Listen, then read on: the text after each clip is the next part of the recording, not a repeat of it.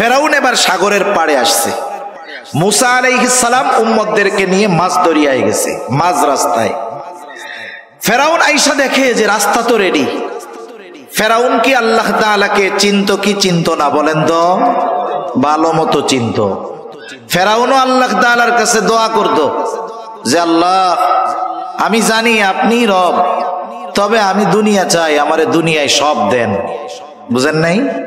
বর্তমান দুনিয়ার অনেক ফেরাউন আছে, এরাও কিন্তু বাইতুল্লাহ গিয়ে আমার মনে হয় এইটাই কয় যে আল্লাহ, আমি জানি আমি জালেম, এরপরেও দুনিয়া দেন আমারে। বুঝেন নাই? যারা জুলুম করে এরা আল্লাহ তাআলাকে চিনে। মক্কার কাফেররাও আল্লাহ তাআলাকে চিনত, চেনার পরে বিরোধিতা করত। ফেরাউন বুঝতে পারছে যে এই রাস্তায় আমার জন্য নিরাপদ নয়।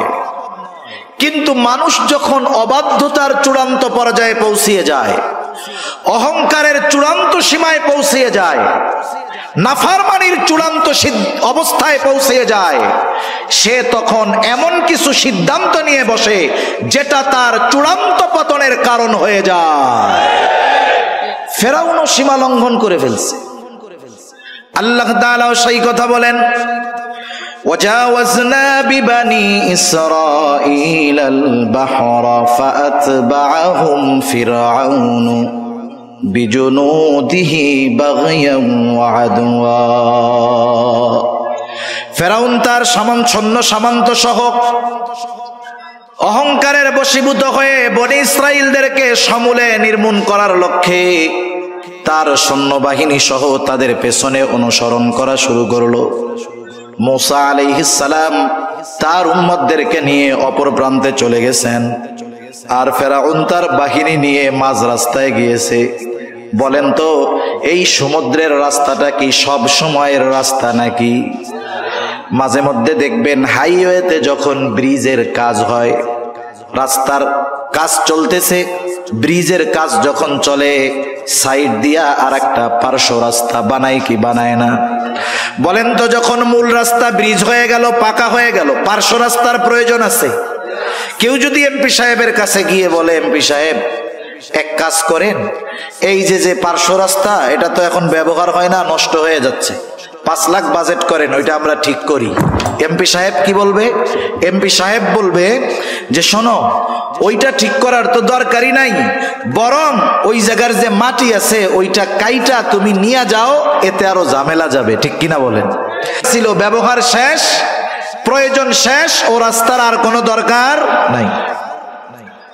আল্লাহ তাআলা রাস্তা বানিয়েছেন বনি ইসরাইলের জন্য, তাদের ব্যবহার যখন শেষ, রাস্তার প্রয়োজনও শেষ।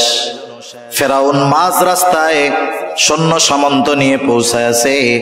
আল্লাহ তাআলা আদেশ দিলেন, পানি তুমি আগের অবস্থায় ফিরে যাও, কারণ আল্লাহ তাআলা হলেন এমন এক মহাপরাক্রমশালী সত্তা, তিনি যখন যা চান, যা ইচ্ছা করেন, শুধু বলেন হও, তৎক্ষণাৎ সেটা হয়ে যায়। আল্লাহ তাআলা বলেন, ইন্নামা আমরুহু ইযা আরাদা শাইআন আন ইয়াকুলা লাহু কুন ফায়াকুন। আল্লাহ তাআলা যা চান শুধু বলেন কুন হও, ফায়াকুন তৎক্ষণাৎ হয়ে যায়। এইবার ওই সমুদ্রের দুই দিকের পানি একসাথে যখন ফেরাউন আর তার সৈন্য সামন্তের উপরে পড়ছে, একজনেরও নিচের থেকে উপরে আসার সুযোগ হয় নাই, সবগুলা ওইখানেই শেষ। কিন্তু আল্লাহ তাআলা তো ফেরাউনকে এত সহজে ছেড়ে দিবেন না। জিবরাইল আলাইহিস সালাতু ওয়াস সালাম হাজির, সমুদ্রের তলদেশ থেকে এক টান দিয়া ফেরাউনকে উপরে নিয়ে আসছে। ফেরাউনকে উপরে নিয়ে আসছে একটা টান দিয়া। এইবার চুবনি চলতেছে, চুবনি। ফেরাউন বুঝতে পারছে আজকে ধরা পড়ে গেছি, আজকে আর আমার বাঁচার কোনো উপায় নাই। ফেরাউনকে চুবানো শুরু হয়ে গেছে। মূলত এটা হলো ফেরাউনের উপরে আল্লাহ তাআলার গজব। ফেরাউন যখন বুঝতে পেরেছে এতকাল আল্লাহ তাআলা ছাড় দিয়েছে, আজকে আর আল্লাহ তাআলা ছাড় দিবেন না, এইবার ফেরাউন ঈমান আনার ঘোষণা দিচ্ছে, ঈমান আনার ঘোষণা। ফেরাউন বলে, আমানতু আন্নাহু লা ইলাহা ইল্লাল্লাযী আমানাত বিহি বানু ইসরাঈল ওয়া আনা মিনাল মুসলিমিন। বলে আমি ঈমান আনলাম, বনি ইসরাইলেরা যার উপরে ঈমান আনছে আমি তার উপরে ঈমান আনলাম যে আল্লাহ ছাড়া কোনো ইলাহ নাই। মনে রাখতে হবে, যখন কোনো জাতির উপর গজব আসে, গজব চলে আসলে, আযাব চলে আসলে তাওবা কবুল হয় না, ঈমান কবুল হয় না। ফেরাউনের উপরেও গজব চলে আসছে, বলেন তো এখন ফেরাউনের ঈমান কবুল হবে নাকি? গজব আসার আগে তাওবা করতে হয়। যেমন হযরত ইউনূস আলাইহিস সালাতু ওয়াস সালামের সম্প্রদায় বারবার দাওয়াত দেন, তাদের মধ্যে কোনো পরিবর্তন নাই। ইউনূস আলাইহিস সালামের সম্প্রদায়ের একটা অভ্যাস ছিল, তারা প্রতিদিন সকালবেলায় গোসল করে খাওয়া দাওয়া করে দিনের শুরুর কাজ ছিল ইউনূস আলাইহিস সালামকে কষ্ট দেওয়া। প্রতিদিন সকালে গিয়ে প্রথমে এই কাজ তারা করত, এটা না করলে তাদের দিন ভালো যাইত না। তাই ইউনূস আলাইহিস সালামকে আল্লাহ তাআলা জানায় দিলেন যে আপনার এই জাতির অবাধ্যতা চূড়ান্ত সীমায় পৌঁছে গিয়েছে, 3 দিন পরে এদের উপরে গজব আসবে। ইউনূস আলাইহিস সালাম বললেন অবস্থা কিন্তু এই, 3 দিন পরে কিন্তু গজব আসবে। ওনার কওম আরো অবাধ্যতা বাড়ায় দিছে। 1 দিন গেছে, অবস্থা যা তাই। 2 দিন গেছে, অবস্থা যা তাই। পরের দিন গজব আসবে। ইউনূস আলাইহিস সালাম চিন্তা করলেন যে অতীতের নজির হলো আল্লাহ তাআলা যখন কোথাও কোনো গজব দেন তখন ওই নবীকে ওই গজবের এলাকায় রাখেন না, ওখান থেকে সরায় নিয়ে যান। তা অতীতে যেহেতু সব নবীকে আল্লাহ তাআলা চলে যাইতে বলছেন, নিয়ে গেছেন, আমাকেও তো যাইতে বলবে, সুতরাং আমি চইলাই যাই। ইউনূস আলাইহিস সালাম আল্লাহ তাআলার পক্ষ থেকে নির্দেশ আসার আগে নিজে ইজতিহাদ করে উনি চলে গেছেন। যাই হোক, ওই রাত্রে এলাকা ছেড়ে উনি চলে গেছেন। পরের দিন সকালবেলা, যেদিন গজব হবে, গজব আসবে, ইউনূস আলাইহিস সালামের সম্প্রদায় সকালবেলা খাওয়া দাওয়া খায়া গোসল টোসল করে ইউনূস আলাইহিস সালামের বাড়িতে আসছে। আইসা দেখে দরজা লাগানো, ইউনূস আলাইহিস সালাম নাই। এতকাল এত জুলুম অত্যাচার করেছে ইউনূস আলাইহিস সালাম, কোনোদিন এলাকা ছাড়ে নাই, আজকে নাই। ওদের মনের ভিতরে একটু খটকা লাগছে, আশেপাশে লোক পাঠাইছে, কোথাও ইউনূস আলাইহিস সালামের কোনো খবর নাই। এইবার ওদের মনের মধ্যে ভয় ঢুকে গেছে, হায় রে, এতকাল ইউনূসকে আমরা এত কষ্ট দিয়েছি, ইউনূস কখনো যায় নাই, তাহলে সত্যই মনে হয় গজব আসবে। এরা সবাই একত্রিত হইছে, আল্লাহ তাআলার কাছে ক্ষমা চাইছে, তাওবা করছে, ঈমান আনছে। যেই গজব আসার কথা ছিল, গজব আসার আগে ঈমান আনার কারণে আল্লাহ তাআলা তাদের উপর থেকে গজবকে উঠায় নিয়েছে। সুবহানাল্লাহ। আর ফেরাউন গজব আসার পরে ঈমান আনছে, ঈমান কবুল হবে না।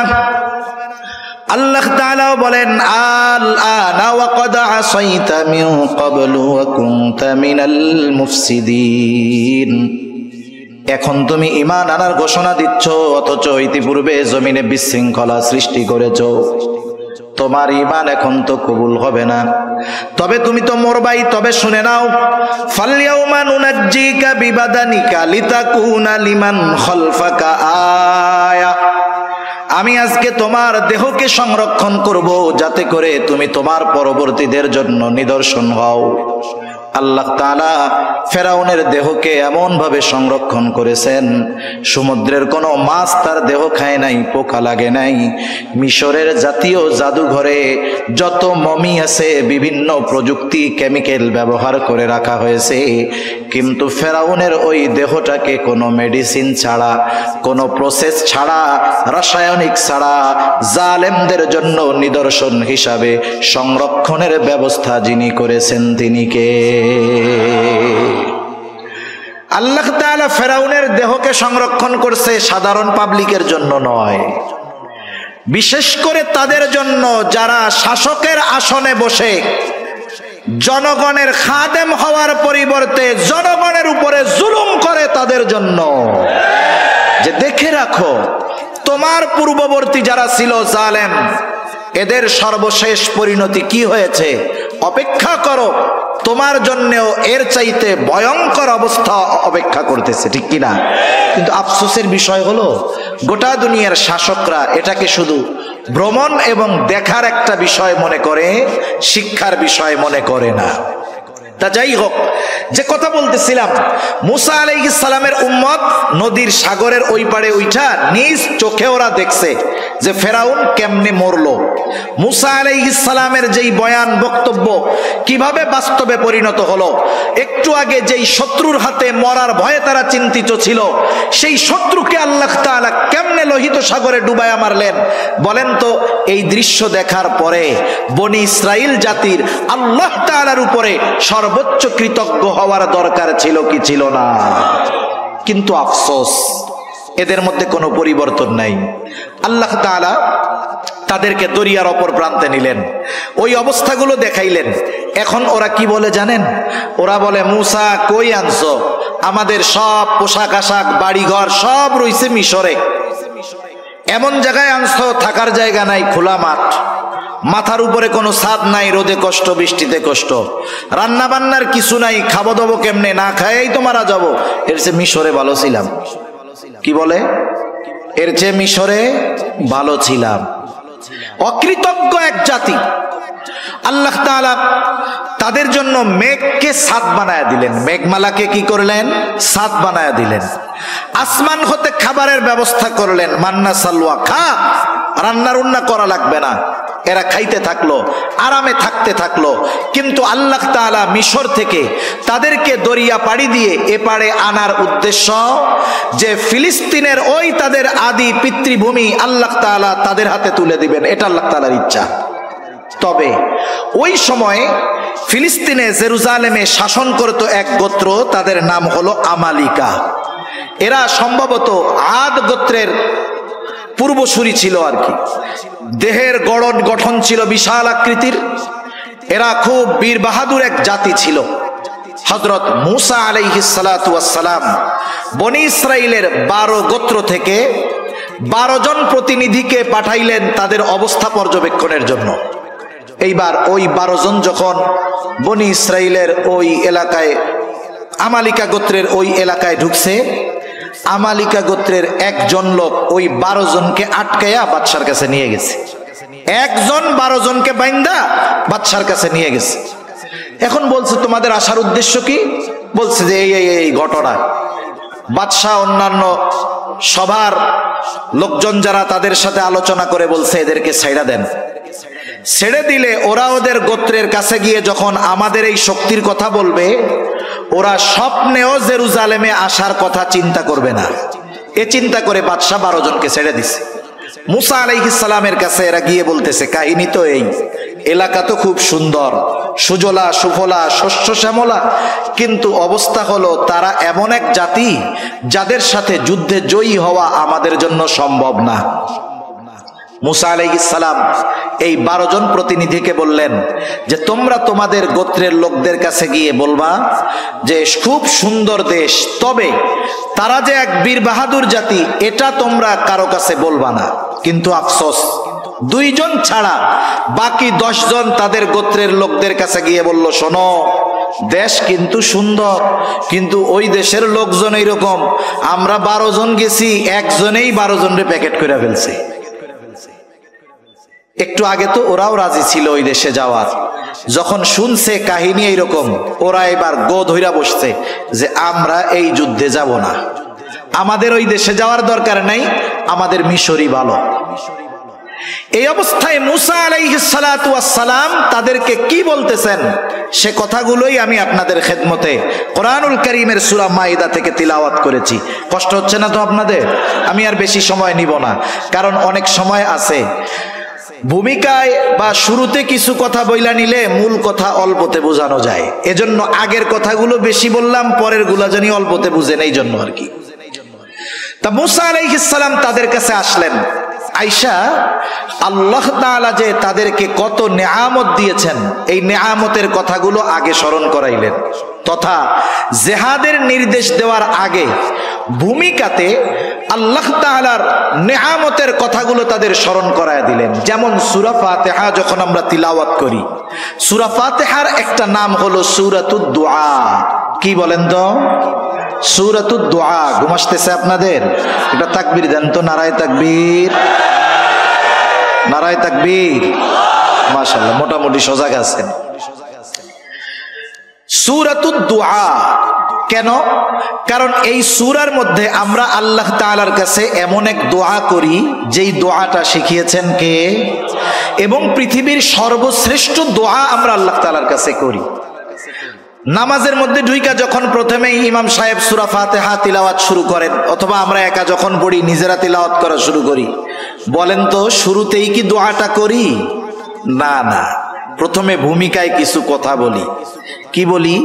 আলহামদুলিল্লাহি রাব্বিল আলামিন আর রহমানির রহিম মালিকি ইয়াউমিদ্দিন ইয়্যাকা না'বুদু ওয়া ইয়্যাকা নাস্তাঈন। এই পর্যন্ত হইল ভূমিকা। আল্লাহর প্রশংসা করি, আল্লাহ তাআলার কিছু গুণকীর্তন বর্ণনা করি, তার ক্ষমতার কথা বর্ণনা করি। এরপরে বলি যেহেতু আপনি এমন দয়াময়, আপনি এমন ক্ষমতাধর, তাইলে এক কাজ করেন, আমাদের একটা জিনিস দেন। কি চাবো সেটাও আল্লাহ শিখায়া দেন। আল্লাহ বলেন, বান্দা চাবা কি শোনো, বলো ইহদিনাস সিরাতাল মুস্তাকিম। আল্লাহ তাআলার কাছে আমরা সিরাতে মুস্তাকিমের উপরে অটল থাকার প্রার্থনা করি। এটা দুনিয়ার সবচেয়ে বড় নেয়ামত এবং দুনিয়ার সবচেয়ে দামি দোয়া। তার মানে কিছু চাওয়ার আগে, কিছু বলার আগে ভূমিকাতে একটু গুরুত্বপূর্ণ কথা বললে ওই চাওয়ার মধ্যে একটা আবেগ থাকে, দরদ থাকে, ঠিক কিনা বলেন? মুসা আলাইহিস সালাম তাদেরকে জিহাদের নির্দেশ দেওয়ার আগে মুসা আলাইহিস সালাম ভূমিকাতে কিছু নেয়ামতের কথা তুলে ধরেছেন। 3টা নেয়ামতের কথা। কয়টা নেয়ামত? 3টা নেয়ামত। একটা তো দেখছে যে কেমন ভাবে সমুদ্র থেকে, ফেরাউনের কবল থেকে আল্লাহ তাআলা তাদেরকে বাঁচাইলো, এটা তো দেখছে, বড় এক অনুগ্রহ।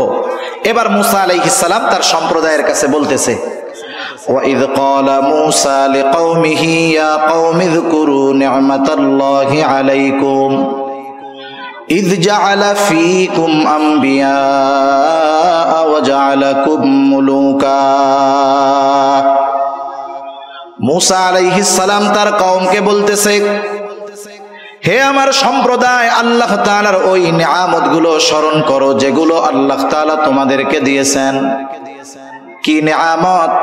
1 নম্বর নিয়ামত, ইদ জাআলা ফীকুম আম্বিয়া, তোমাদের মধ্য থেকে আল্লাহ তাআলা অনেক পয়গম্বর প্রেরণ করেছে।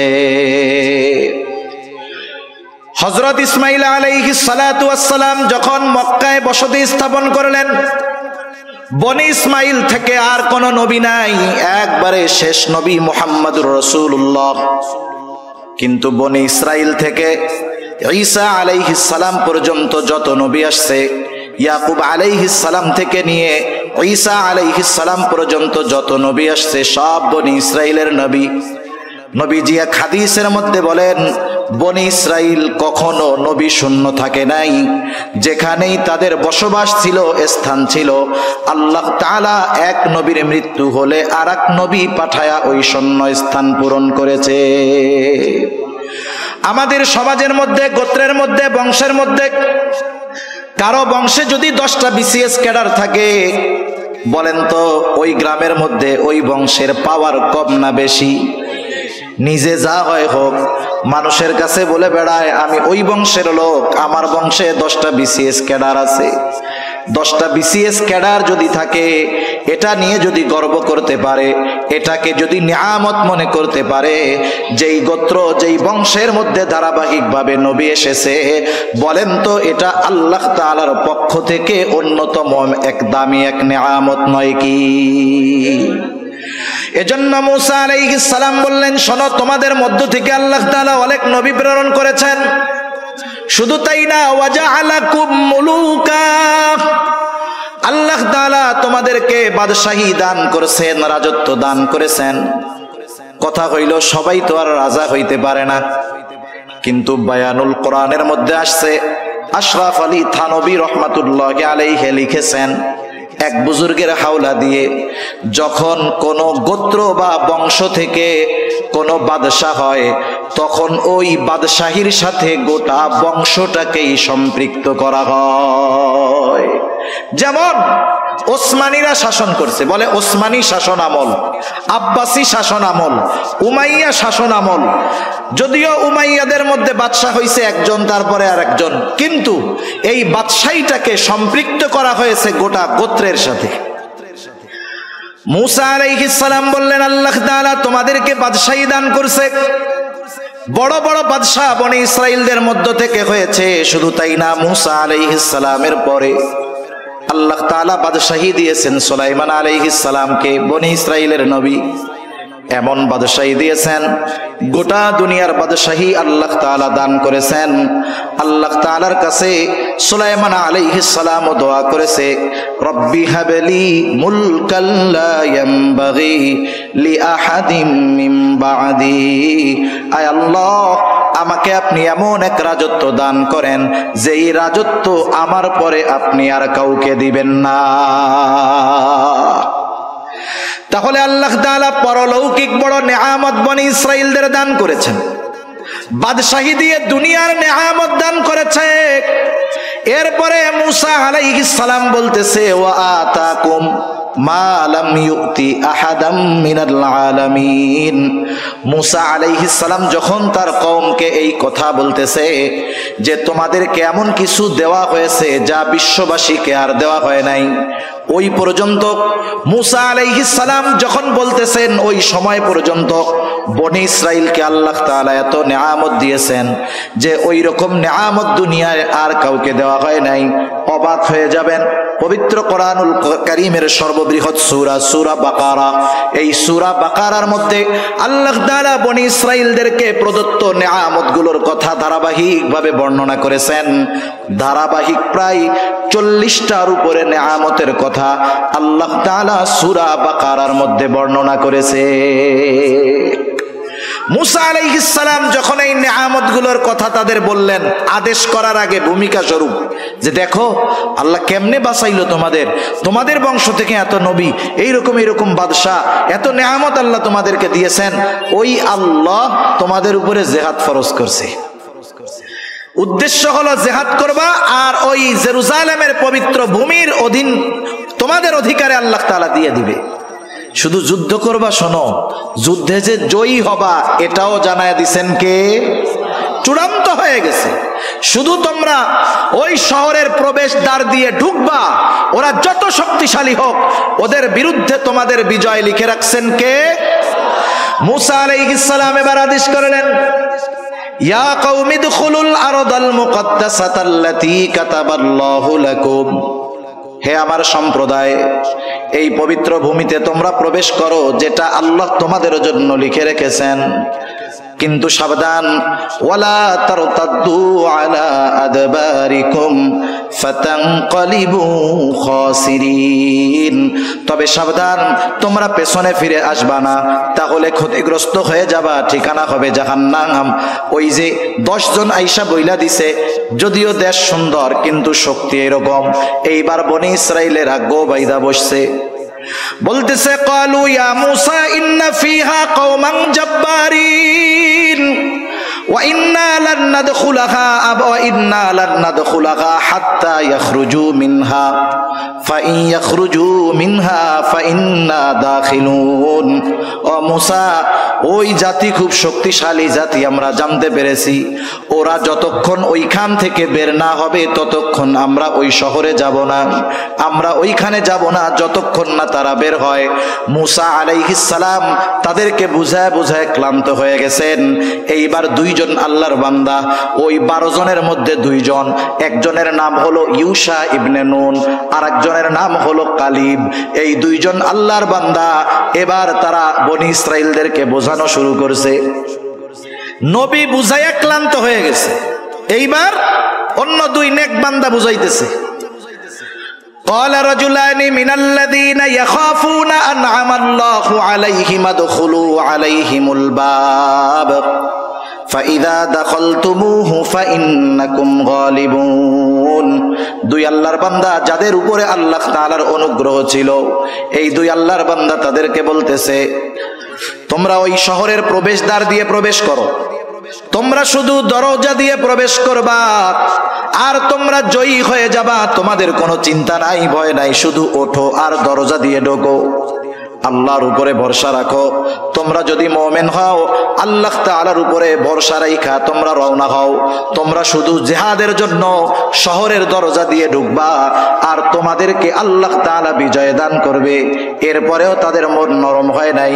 এইবার বনি ইসরাইলেরা আরো কঠোর ভাষায় বিরোধিতা করলো।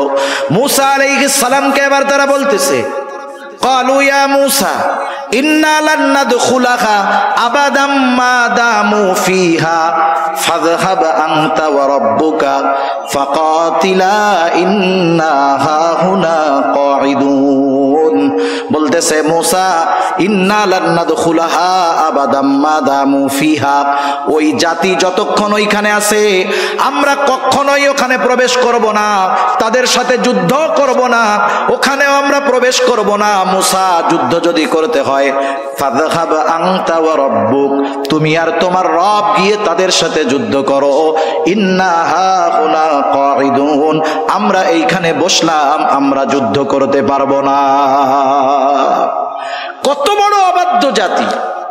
মান্না সালোয়া খাইয়া গায়ে শক্তি হইছে। যেই আল্লাহ খাওয়াইতেছে ওই আল্লাহ তাআলা আদেশ করছে শুধু ঢুকো, তোমরা জয় হয়ে যাবা। কিন্তু এই অকৃতজ্ঞ, সীমা লঙ্ঘনকারী, অবাধ্য জাতি আল্লাহর আইন তো অমান্য করলো, সাথে সাথে আল্লাহ তাআলার বিধানকে অমান্য করে বলতেছে তুমি আর তোমার রব গিয়ে যুদ্ধ করো, আমরা পারবো না, আমরা এখানে বসে দেখলাম। নাউজুবিল্লাহ বলেন। মুফাসসিরিন কেরাম এই আয়াতের তাফসীর আনেন, যা মূসা আলাইহিস সালামের উম্মত আর মুহাম্মাদুর রাসূলুল্লাহ সাল্লাল্লাহু আলাইহি ওয়াসাল্লামের উম্মত এত বুঝাইয়া, এত নিয়ামত খাওয়াইয়া, এত তেল মাইরা, জয়ের ঘোষণা দিয়া এরপরেও তাদের যুদ্ধে নেওয়া যায় নাই। কিন্তু মুহাম্মদ সাল্লাল্লাহু আলাইহি ওয়াসাল্লামের উম্মত কি করছে? বদরের যুদ্ধ হবে। ঘটনা বলবো না, আমি শুধু একটু প্রেক্ষাপট বলতেছি। বদরের যুদ্ধ ইতিহাস যদি ঘাটা হয়, যুদ্ধ হওয়ার কথা ছিল না, কিন্তু আবু জেহেল দেখছে 1000 সশস্ত্র কাফের নিয়ে আসছি সৈন্য, এই চান্সে ইসলাম এবং মুসলমানদের চিরনির্মূল করে দিয়ে যায়। নবীজি ওই রকম বড় যুদ্ধের প্রস্তুতি নিয়ে মদিনা থেকে বের হন নাই। কিন্তু অবস্থা এমন, যুদ্ধ না করে উপায় নাই। এবার আনসার আর মুহাজির সাহাবীদের সাথে নবীজি পরামর্শ করবেন। মুহাজিররা তো অল্প কয়েকজন, বললেন এরা তো যুদ্ধ করবে, তোমরা কি বলো? মুহাজিরেরা বলে, ইয়া রাসূলুল্লাহ, আমরা তো আপনার সাথে, আপনি যা বলবেন তাই।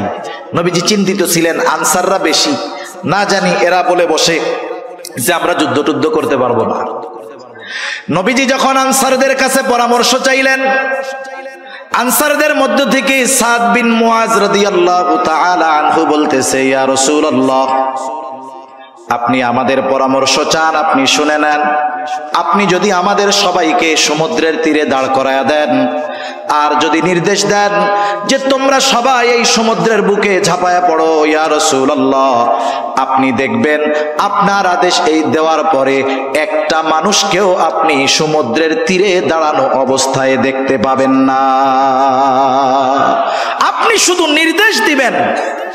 তিনি বলতেছেন আপনি শুধু দেখবেন, যুদ্ধের ময়দানে আমরা যা করব তা আপনার হৃদয়ে প্রশান্তি আনবে। আরেকজন সাহাবী বলতেছে, ইয়া রাসূলুল্লাহ, আমরা আপনার সাথে যুদ্ধে চলে যাব। মুসা আলাইহিস সালামের উম্মতের মতো ওই কথা বলবো না, আপনি আর আপনার রব গিয়ে জিহাদ করেন এটা বলবো না, বরং আমরা আপনার সামনে পেছনে ডানে বামে চতুর্দিকে অবস্থান করে শত্রুর বিরুদ্ধে লড়াই চালিয়ে যাব। এটা ছিল মুহাম্মদ সাল্লাল্লাহু আলাইহি ওয়াসাল্লামের উম্মত। যেই উম্মতের প্রশংসা স্বয়ং কে করেছেন বলেন তো? আল্লাহ করেছেন। আল্লাহ তাআলা তাদের উপরে রাজি খুশি, এ ঘোষণা আল্লাহ তাআলা কোরআনে দিয়েছেন। এজন্য সূরা কাউসারের তাফসীরের মধ্যে আসছে, আল্লাহ তাআলা বলেন, হাবিব আপনাকে আমি কাউসার দান করেছি। কাউসারের ব্যাখ্যা, এটা হাউজে কাউসার।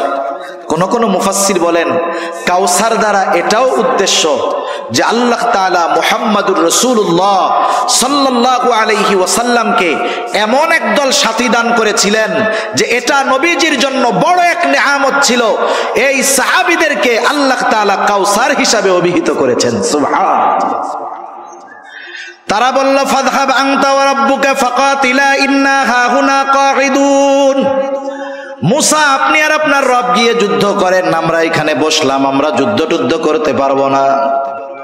বলেন তো একজন নবী এরপরে আর কিছু করার আছে নাকি?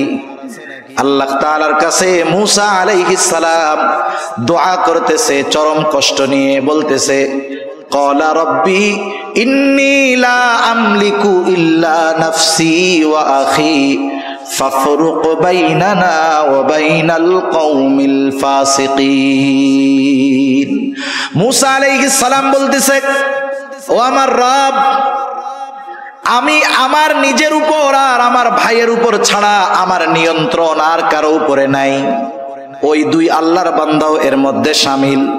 যেহেতু এরা আমার কথা মানে না, এরা আমার কথা শোনে না, এরা আমার অবাধ্য, সুতরাং ফাফরুক বাইনানা ওয়া বাইনাল কওমিল ফাসিকিন।